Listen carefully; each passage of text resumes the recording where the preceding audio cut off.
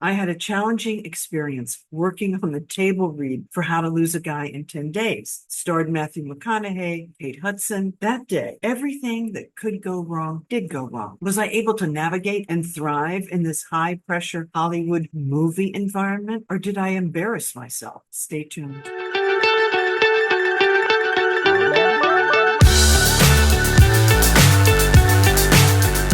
Hired by Don Petrie, the director of How to Lose a Guy in 10 Days, to do a table read. A table read is where the actors sit around a table and read the script in its entirety for the first time. My job, if I'm hired, is to read all of the female parts which aren't being read by the actors who are actually playing the roles because for whatever reason they can't be there. I go to Paramount Studios in Soho to meet Donald Petrie. He directed Mystic Pizza, Miss Congeniality, Grumpy Old Men, and a bunch of other big Hollywood movies. A big guy with a shock of blonde hair comes bounding over to me. Can you do, let's say, a dozen or so characters that make each one of them distinctly unique and different? Sure, not a problem. An actor learns. Always say yes, worry about consequences later. You're hired. He hands me the script. I have 3 days to prepare. I clear my schedule to focus on the script. The parts I'm to portray range from the 20-something airhead model, like totally California Valley girl, to a 60-something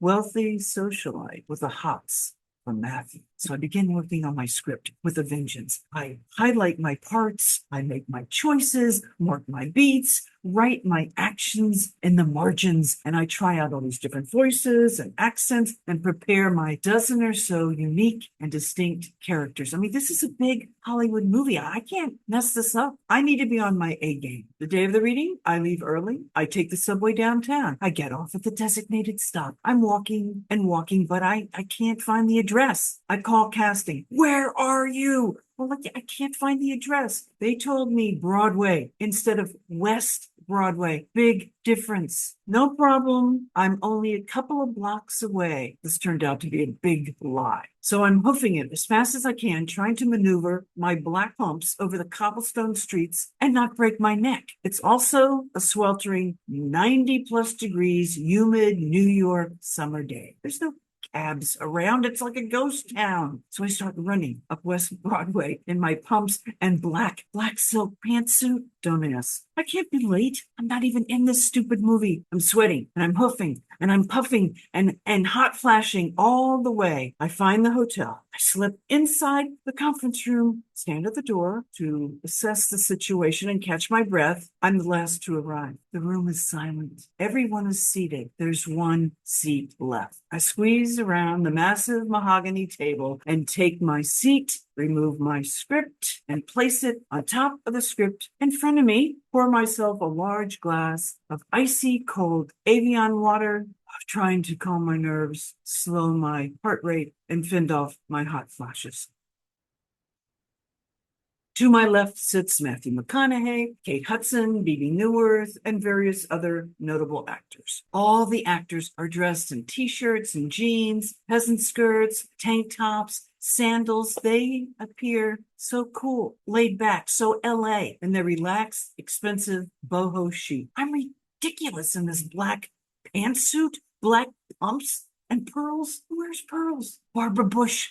That's who. I ought to be sitting with a boring corporate suits at the other end of the table. What was I thinking? It's got to be 100 degrees out there. I am so miserable, so uptight, uncool, New York, and overdressed. I smile at the actors, but yeah, they ignore me. I mean, this is a club, and I'm not in it. But then Matthew looks up and smiles this big, welcoming smile at me. Don Petrie, the director, thanks us for being here and informs us we have new scripts and revisions in front of us. Oh. A huge hot flash rises from the base of my spine like a blowtorch and shoots out the top of my head. I turn beet red and down another glass of Evian. I begin thumbing through the new script to check and see if my lines are marked.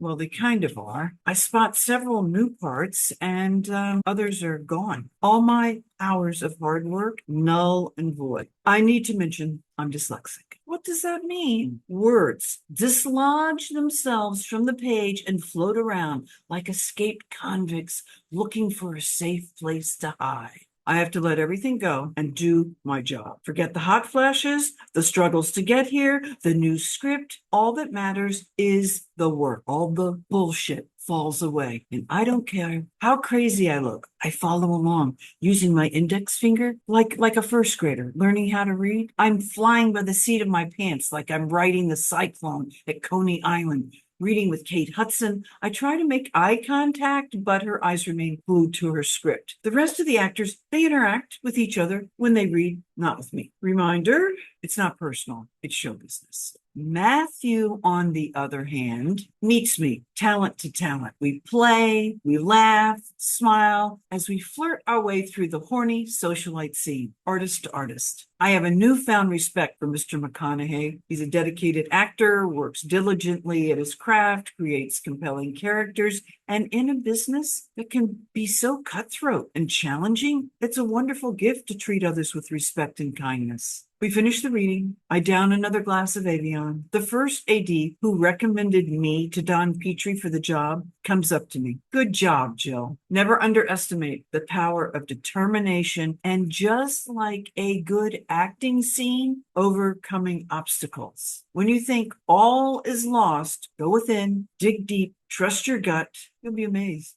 Feel free to share your inspirational stories in the comments. Be sure to like and subscribe for more uplifting content, and let me know if you like these behind the scenes personal stories. Thanks so much. I'll see you next time.